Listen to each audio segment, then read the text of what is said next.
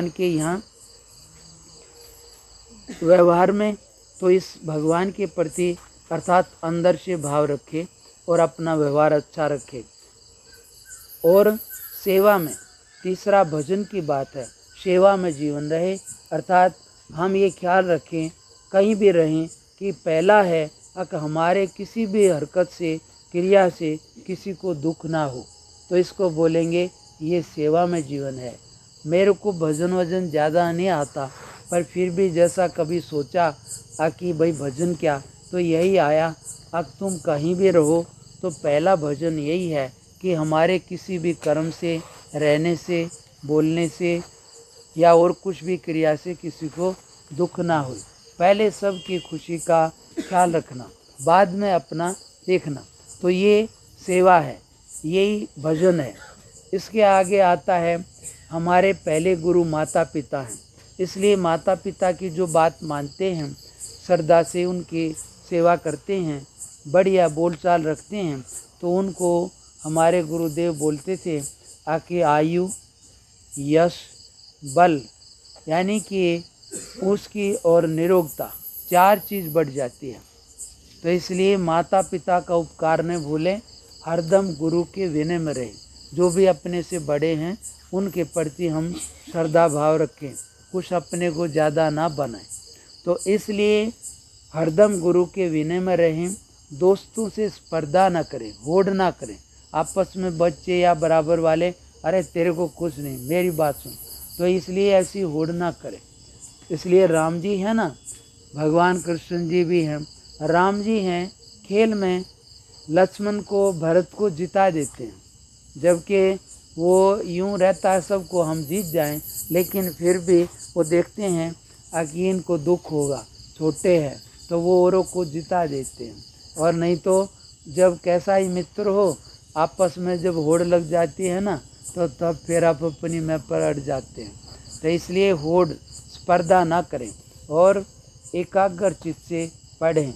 कोई भी पाठ करना है तो उसी को आगे रखना, इसी का नाम एकाग्र है, यानी कि एक को आगे रखना, यही एकाग्र। अब एक कौन सा, जो भी जिस समय तुम कार्य कर रहे हो उसी को आगे रखना और दूसरा इधर उधर मन ना जाए, तो ये एकाग्र होगा और इससे कार्य बढ़िया होगा। और अंदर से मन में भगवान को ऊपर रखो, उसका भाव रखो, और जिस समय जो भी कार्य कर रहे हैं तो उस समय उसके सिवाय और कहीं किसी चीज़ पर मन ना जाए। इसको बोलेंगे कि आगे एक ही है और कुछ नहीं मालूम। तो एकाग्र से पढ़ें, कुछ भी कार्य करें एकाग्रता से करें। फिर हमारे अंदर कमी होती है, सभी के अंदर कमी है, चाहे आप कोई भी हो, मैं हूँ, कोई भी हो, तो इसलिए कमी नहीं होती तो हम यहाँ संसार में आके उलझते क्यों। तो इसमें आता है कि आलस सबसे बड़ा है। आदमी जब थोड़ा बढ़िया ठंडा आ जाए तो आँख खुलने के बाद भी पड़ा रहता है, इससे नई बात बनती। तो भगवान से प्रार्थना करो, आलस को टालो। विकारों, दोष हैं हमारे में, सभी में, लेकिन उसके लिए प्रार्थना करो। आलस को टालो, विकारों दूर कर दो, वैष्णव बुराइयों से मुक्त रहें। आलस को टालो, विकारों दूर कर दो, वैष्णव से मुक्त रहें। ऐसे कुसंगों, खोटे संग से बचा लो हमें, ये भगवान से प्रार्थना करें। तो इसमें क्या होता है कि जो भी कोई जैसा भाव करेगा और जब सच्चे दिल से भगवान से प्रार्थना करेंगे तो वो ज़रूर सुनता है, और खोटे संग से ही ज़्यादातर सारी बुराइयां आती हैं। तो कुसंगों से बचा लो हमें, अंतर्यामी परमात्मा आपको नमन। शक्ति हमेशा मिलती रहे आपसे, ऐसी कृपा कर दो।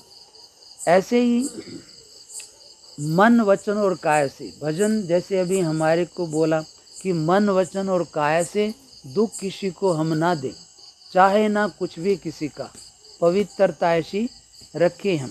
अर्थात मन, वचन, काया से हम ख्याल करें किसी को दुख ना होने पाए, दुख किसी को हम ना दें, और चाहे ना कुछ भी किसी का, पवित्रता ऐसी रखें हम।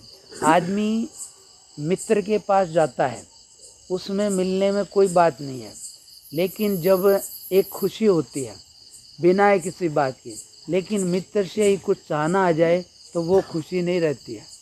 इसलिए कहते हैं कि पवित्रता अर्थात किसी का भी हम कुछ चाहना, अगर यार ये चीज़ बढ़िया है मिल जाए, तो समझो कि हमारे अंदर अपवित्रता आ गई। और पवित्रता कब है? जब हम अंदर से किसी का कुछ भी नहीं चाहते, बल्कि और किसी की चीज़ बढ़िया है तो उसको बढ़िया, वाह वाह भाई अच्छा है इसका, तो बोलने का नहीं है, बस मन में भाव बढ़िया रखना। तो इसी में आगे कहते हैं कि पवित्रता कब है? किसी का कुछ भी ना चाहे। आदमी गिरावट में कब आता है? जब उसको अच्छा नहीं लगता है तो कुछ भी चाहता है और बाहर जाता है। बाहर से जब चाहना होती है तो तभी वो अपने आप में पराधीन और गिरावट में आता है। भाई हम किस लिए इधर उधर जाते हैं? हम अपने आप में अच्छा नहीं रहा तभी तो जाते हैं ना। तो इसलिए उस समय हमारे में आनंद की कमी आई या ढक गया, तो इसी के लिए फिर या तो वो आनंद प्रकट हो, भगवान से प्रार्थना करो। लेकिन बाहर जाएंगे तो उस समय चाहना हो गई, और चाहना आने से हम अपवित्र हो जाते हैं। तो इसलिए प्रार्थना करते हैं कि किसी का कुछ भी ना चाहें, पवित्रता ऐसी रखें हम। और ये कब होगा? जब हमें अपने आप में ही बढ़ियापन हो। अंतर्यामी परमात्मा आपको नमन। आगे बोलते हैं कि हम जो है कल्याण के, यानी कि हम सभी एक दूसरे से जुड़े हुए हैं, कल्याण के हम सब निमित्त बने, ऐसे विश्व में शांति फैलाएं।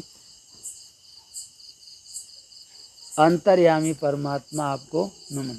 यानी कि हम कोशिश करें, आदमी सोचता है ये नहीं करता, ऐसा नहीं भाई, हमसे जितना बन जाए कर दें। एक भी घर में ठीक होगा तो काफ़ी ठीक हो जाएगा। इसे कहते हैं कि कल्याण के, यानी कि जिससे भला हो, परिणाम में अच्छा हो, इस प्रकार के हम निमित्त बने। आके विश्व में शांति सबको, अब सबको कोई नहीं पहुंचा सकता, लेकिन फिर भी घर में एक एक आदमी एक है, और एक भी सही हो जाए तो एक ही रहेगा, एक एक हो जाए तो सारे हो जाएं। इसलिए कहते हैं कि तुम जितना कर सकते हो उतना ही तुम्हारे लिए है। तो तुम बढ़िया करो, सही हो जाओ, तो यही तुम्हारे विश्व में काम करेगा। एक छोटा सा फूल खिलता है, उसका भी आनंद या खुशबू पूरे दुनिया को जाती है। तो ऐसे कोई भी कहीं भी अच्छा है तो वो सबको खुशी देता है, और कोई भी खराब है तो पूरे गांव बस्ती को भी तकलीफ देता है। इसलिए अपने को ठीक करना। तो इस प्रकार से कल्याण के हम निमित्त ऐसे बने कि विश्व में शांति फैलाएं, पूर्ण रूप से हम खिलें, मुश्किलों से ना डरें, धर्मों के भेद मिटा दे जग में, ज्ञान दृष्टि को पाकर हम। पूर्ण रूप से आदमी कब खिलता है और कब नहीं खिलता, हमें अंदर से पता है। कई बार आता है ये काम नहीं करो, फिर हम करते हैं तो क्या होगा? हमें छोटा होना पड़ेगा, मुरझाना पड़ेगा, डर भय आएगा। तो इससे फिर क्या होगा? आके हमारा आत्मा का आनंद रुक जाएगा। और जो कार्य आता है कि कर दे, बढ़िया कार्य हो, खुशी वाला हो, 10 आदमी को रास्ता, तो वो बढ़िया करे तो आत्मा खुश होगा। यानी कि जो अंदर से प्रेरणा आती है कि ऐसा करो, वैसा हम करें तो आगे से आगे प्रेरणा मिलेगी और हमारा आत्मा खिलता रहेगा। यानी कि अच्छा करने से, किसी को भी किसी प्रकार से खुशी पहुंचाने से हमारा अंतरात्मा खिलता है, और किसी को भी किसी भी प्रकार से दुख होता है तो उसका परिणाम हमें लौट के वो हमारे खिलने पर, यानी कि आनंद पर रुकावट करेगा, अर्थात वो मुरझाता है।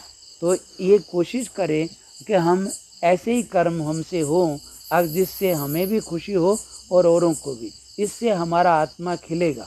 और जब हम गलत काम करेंगे तो हमारा आत्मा मुरझा जाएगा, डर भय में वो हो जाएगा, यानी छोटा पड़ेगा। तो ये कोशिश करना, और जब एक बार अच्छा करता चला जाए तो वो फिर आगे बढ़ता ही जाएगा। तो इस प्रकार से कोशिश करें कि हम मुश्किल से ना